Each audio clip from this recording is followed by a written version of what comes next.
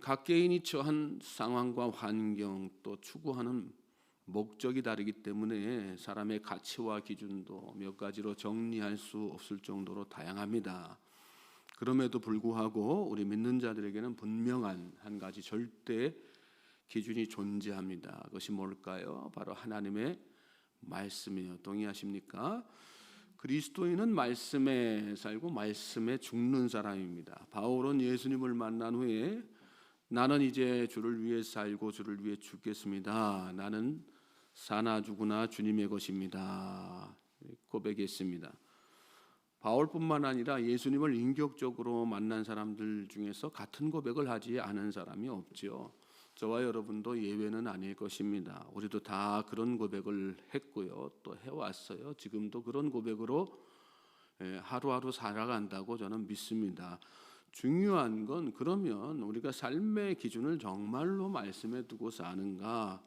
주를 위해 살고 주를 위해 죽는다는 것은 결국 말씀대로 산다는 뜻 아니겠어요? 감상적이고 감상적인 믿음이 아니라 삶의 실제가 되는 것, 그것이 신앙인의 올바른 고백이고 믿음입니다. 저는 저와 여러분이 말씀을 삶의 확고한 기준으로 삼으실 수 있길 바랍니다. 왜 그래야지 되는 걸까요? 오늘 말씀 통해서 우리가 거기에 대한 묵상을 하게 될 텐데 161절 보시면 고관들이 거짓으로 나를 비박하오나 나의 마음은 주의 말씀만 경외하나이다.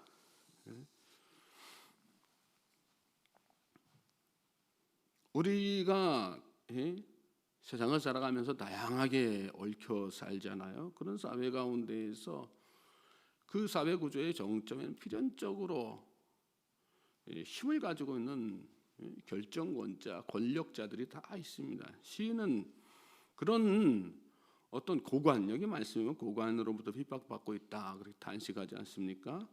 억울하게 그것도 거짓으로 모함받아서 괴롭힘 당하고 있어요.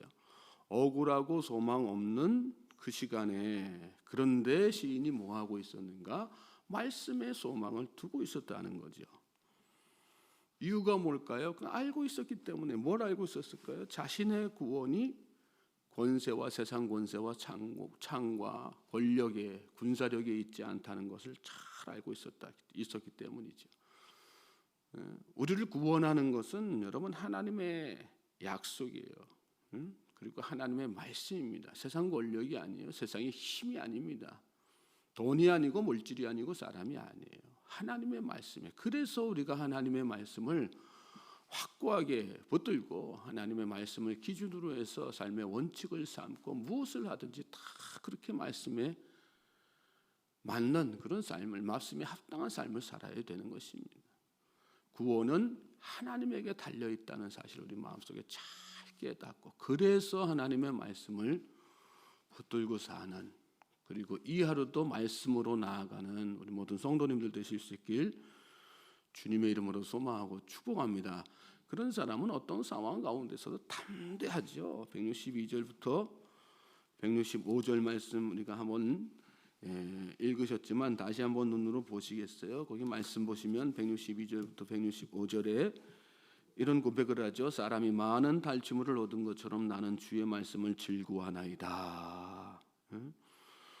세상 사람들은 재물 얻은 것처럼, 전쟁에 나간 사람들은, 전쟁에 나간 군인은 전리품을 얻은 것처럼 얻었을 때 정말 기뻐하지만, 그러나 시인은 주의 말씀을 즐거워하나이다. 그것처럼 전쟁에 나가서 승리하고 전리품을 취한 것처럼 나는 주의 말씀을 즐거워합니다. 왜 그럴까요?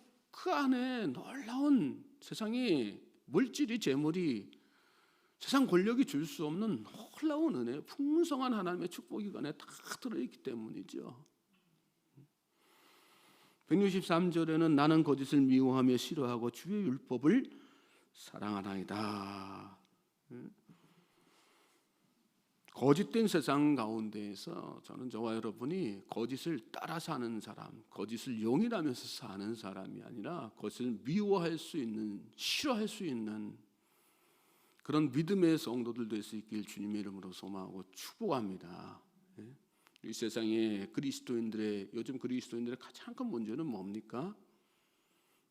말씀에 보면 거짓된 것이 얼마나 잘못된 것인지를 다 깨우쳐 주시고, 그래서 그것을 미워하면서 살라고 우리가 도전하고 있는데도 불구하고 세상의 부조리, 세상의 거짓을 용인하고 오히려 그거가 타협하며 산다는 거죠. 참된 신앙인은요, 거짓된 것을 그냥 지나치지 않습니다. 단호하게 배격하고, 단호하게 거절하고, 단호하게 부인하고. 우리는 입으로는 주여 주여 하면서 오히려 거짓을 용인을 하고요, 나의 이익을 위해서 예수님을 부인할 때가 얼마나 많은지 모릅니다. 말씀을 부인하고 복음을 부인할 때가 얼마나 많은지 모릅니다. 정신을 바짝 차려야 될 줄로 믿습니다. 이 시대가요, 가치관이 다양해지면서 뭐가 뭔지를 제대로 구별할 수 없는 시대입니다. 우리가 정신을 바짝 차리고 더욱더 말씀을 명확하게 묵상하면서 말씀대로, 말씀을 기준으로 삼아서 뭔가를 판단하지 않으면요, 언제 어느 순간에 우리도 세상 사람들과 똑같이 동화되어서 나중에 정말 마지막 때에 가슴을 치면서 우리가 언제 예수님 안 믿었습니까? 우리가 언제 예수님을 안 따랐습니까? 언제 우리가 예수님을 돕고 섬기지 않았습니까?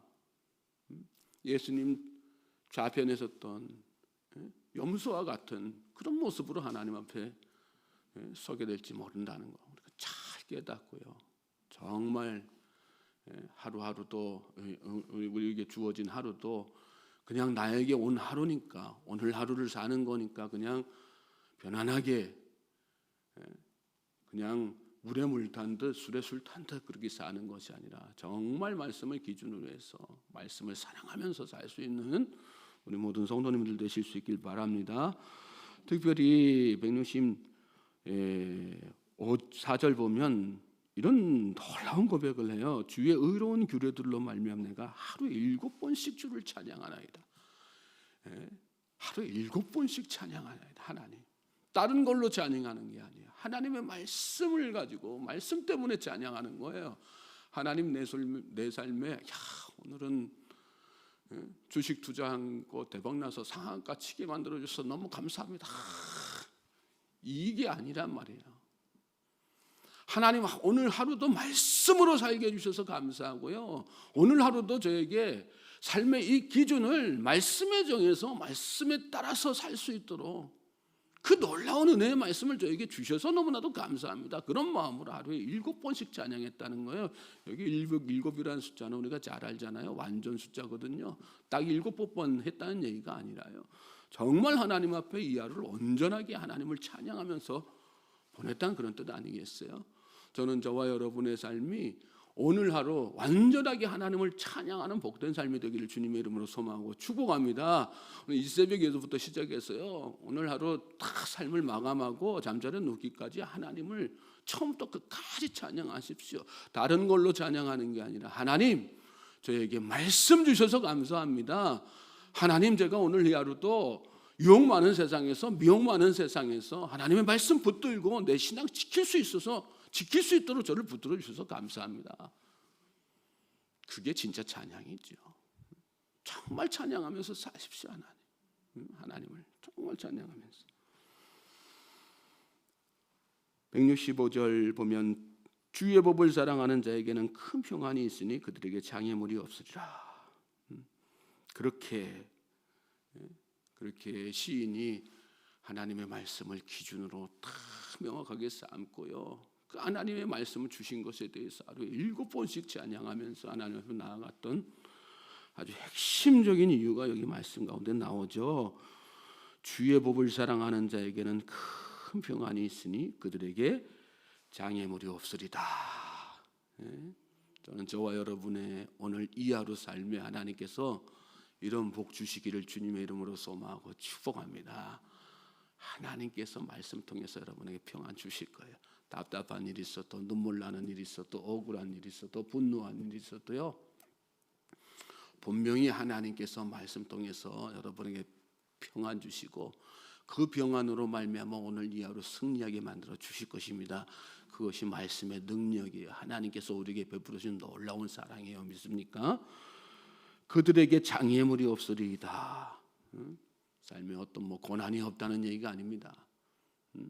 말씀으로 사는 사람들은요, 고난이 없는 사람이 아니라 고난을 뛰어넘는 사람이 되는 거예요. 믿습니까? 말씀의 힘으로, 말씀의 능력으로, 하나님의 은혜로, 하나님의 자비와 긍휼과 사랑으로.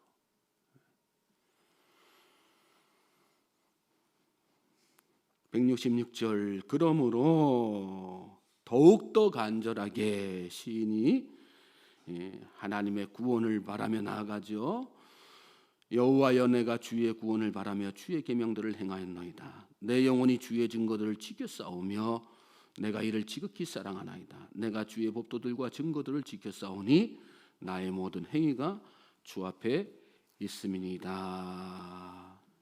보면 여호와여, 내가 주의 구원을 바라며 주의 계명들을 행하였나이다. 그러면서 167절에 특별히 이런 표현이 있는데, 내 영혼이 주의 증거들을 지켜 싸우며, 혼신을 다해서, 영혼이 지켰다는 얘기는요, 정말 혼신을 다해서 그의 말씀을 지켜냈다, 하나님의 말씀을 지켜냈다, 그런 고백이지요. 정말 사랑하는 마음으로 168절에 내가 주의 법도들과 증거들을 지켜 싸우니 나의 모든 행위가 주 앞에 있음이니이다, 이렇게 말씀해요. 시인은 그렇게 전심전력을 다해서 이 하루도 내가 어떤 세상의 유혹에도 미혹되지 않으리라, 그런 마음 가지고요, 전심을 다해서, 온 마음 다해서 하나님의 말씀을 지켜내왔어요. 그게 신앙입니다. 지켜내는 거.